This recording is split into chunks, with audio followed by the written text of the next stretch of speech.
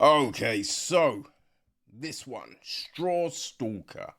Okay, it is the brand new film from George Henry Horton. He writes and directs the one, right? It is then produced also by George, along with Derek Mataganas, Aspen Miller, and Ryan Scaringe. We have Matthew James taking care of our soundtrack score. Derek Mataganas, he also handles cinematography. Rommel Villa edits the piece.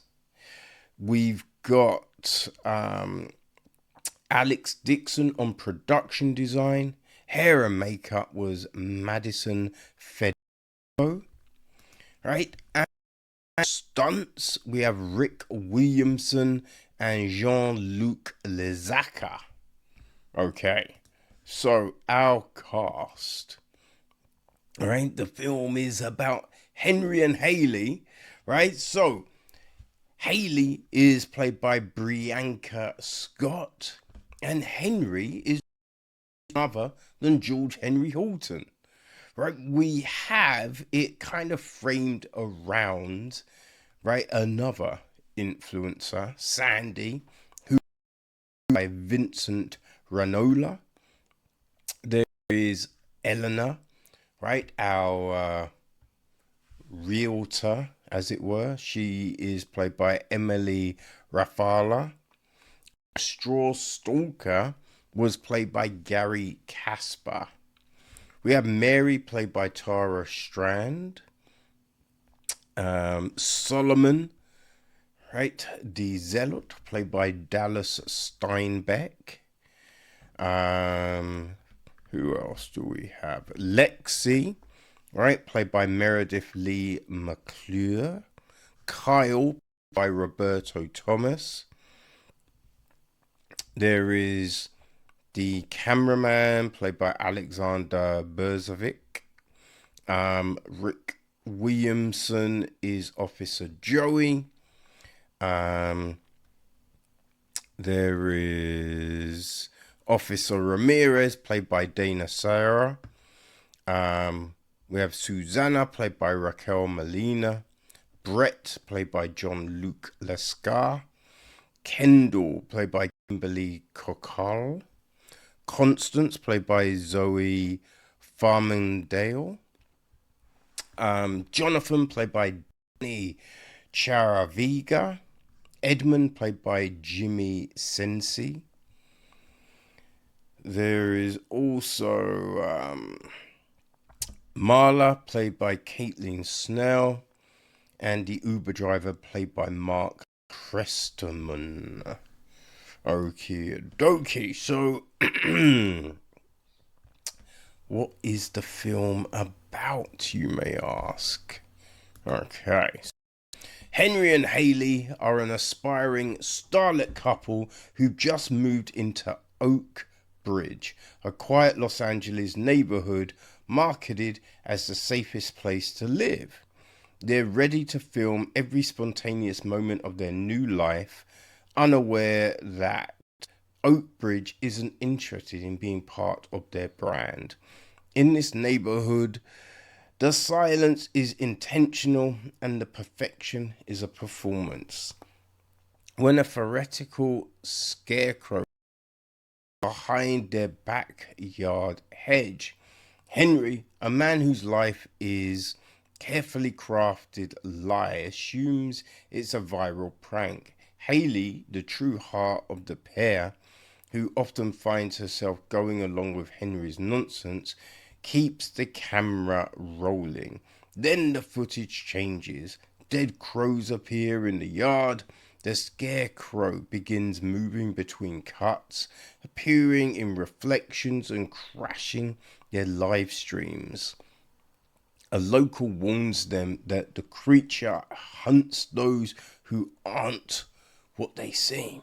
During a live streamed party, the neighborhood's welcoming mask slips, turning their home into a sealed arena of campy terror. Trapped and watched by millions, the couple is forced to confront the cracks in their curated lives in Oakbridge. The land has a long memory, the neighbors are always watching, and the camera never stops rolling. So yes, people, that is the film. Now, we do have a kind of a director's statement, right? Let's have a look at what this one says. First, as a horror nerd, and honestly a fantasy nerd too, I've always felt like scarecrows don't get enough love. They're inherently creepy, but also a little theatrical, which felt perfect for something that could be both unsettling and fun. Second, as a history buff, I've always been fascinated by Los Angeles and especially the San Fernando Valley. Not that long ago, it was all farmland. Now it's this strange mix of suburbia, aspiration, and performance. What the land remembers and what it might say about us now. Out of those ideas, and with a bit of tongue-in-cheek eye-rolling at how performative life in LA can be, Strawstalker was born. We set it out in our own imagined neighborhood, Oakbridge, a place that feels just real enough but slightly off. Like something isn't quite telling the truth. Tonally, we wanted to embrace that balance. It's a film that plays with fear but also with the absurdity of it all. There's a campfire quality to it. It knows what it is and it invites the audience in on the campy ride. On a personal level, making the film was just as meaningful. We've all known each other for years, and there was a real sense of trust and play on set. One of my proudest moments was when our production designer, Alex Dixon, said it was the most fun she's ever had on a shoot, which for a horror film feels exactly right. So, yeah, people, that is the film. Now, with this one, right, we open up, as I said, it's framed kind of around Sandy.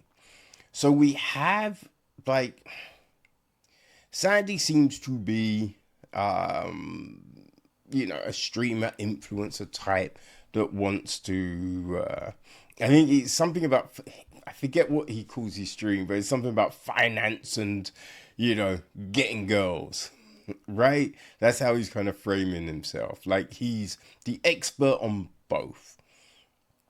And, it kind of opens with him doing all of this stuff, but then suddenly footage appears of him driving Uber and being kind of found out, right? So then he's kind of like trying to play it back, you know what I mean? Like, well, that's not what it really is. I do this other thing, bum, bum, bum, bum, bum. Right? It's a little bit confusing because then we, later see the same footage again. And you're just like, okay, who put this out? Right? There is some confusion because you don't know if Henry and Haley, if they're always live streaming or if they kind of upload stuff later. Because there's one point when he's like, Henry says, oh, this one's going to be a late upload, right? So it's just a bit like, what, it's hard to tell.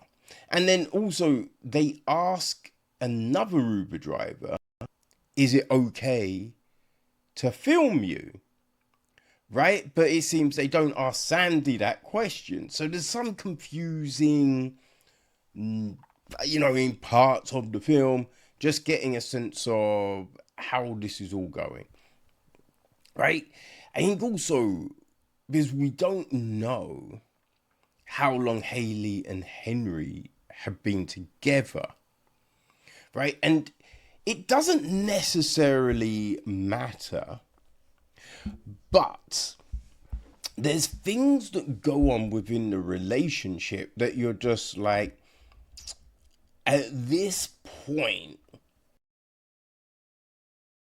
person be putting up with that, right? But if it's a newish one, you could be like, you know? So, yeah, there's some things here that could do with a little bit of clarity, you know, just to help. I thought that Scott does a good job with Haley, you know, of this person that's kind of in this situation. She's like down for a partner and like brushes off some of the stupid things that he's doing. I did think that Henry felt a bit off, right? And if you know how long they've been together, right, it might play differently for you. And this is because he's constantly going, LA, baby. And you're just like, Jesus Christ. Now, some of that will fit into the whole live stream, you know, aspect of it. And the type of people who live stream and all of this. Now, I don't watch, you know, these people live streaming and doing all of this stuff, these supposed influencers. Now, he definitely feels like some that I've seen in passing, but it's also kind of just a little kind of over the top and irritating.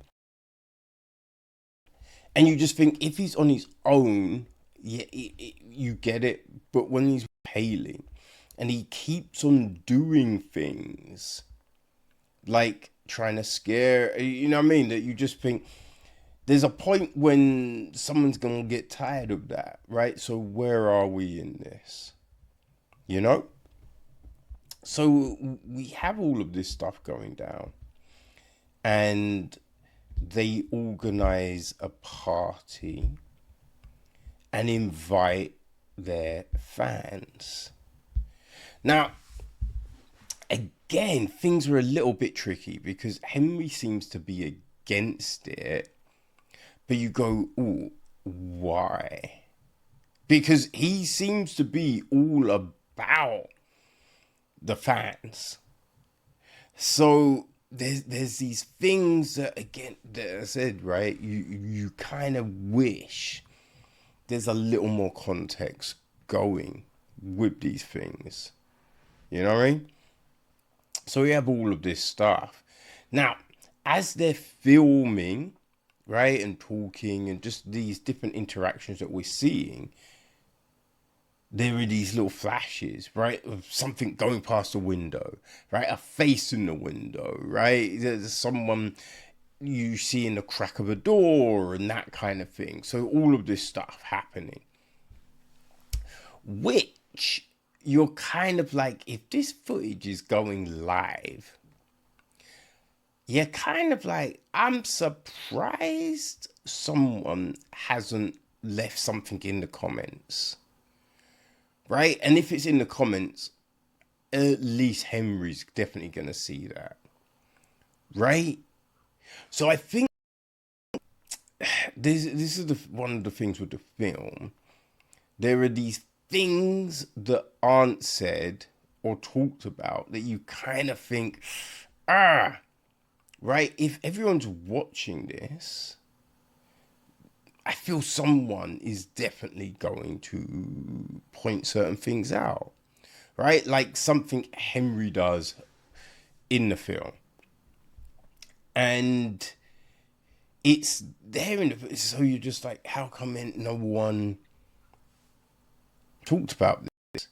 But then also you have the thing of who filmed that, right? There's a whole load of footage that you're like, okay, who filmed that? Because that wasn't Haley, definitely wasn't Henry. So I'm a bit of a loss, right? Because all of this kind of stuff has been put together supposedly by Sandy. And you're kind of like, I don't know, how did Sandy get the footage? Right?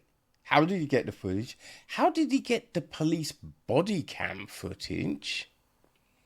Right? There's just a whole heap of stuff. Right? The footage from the zealots, right? There's a load of footage that you're just like, how would anyone, like one person involved in this, get all the extra stuff, right? How would Sandy get it? How would Henry and Haley get it, right? These things haven't necessarily been thought out. Now, you get for the story, right? It's just like, yes, we can show all of these different aspects of things and it will build it and layer it and all of this. And it does. But when you're dealing with found footage, you have to kind of make it that it makes sense that this footage is there, right? Or the